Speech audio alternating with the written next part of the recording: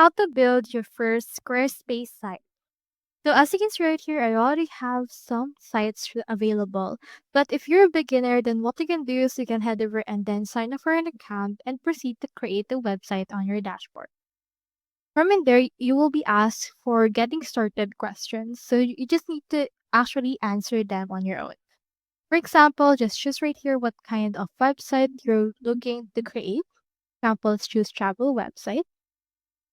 Click on next and choosing here the goal of your website.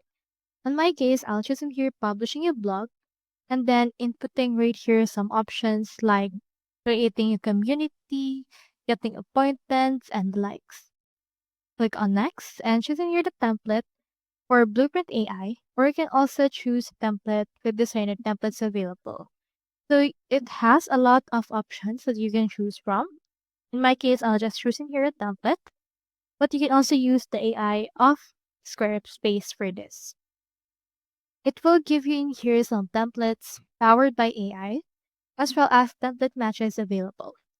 So just choose right here which site you wish to use.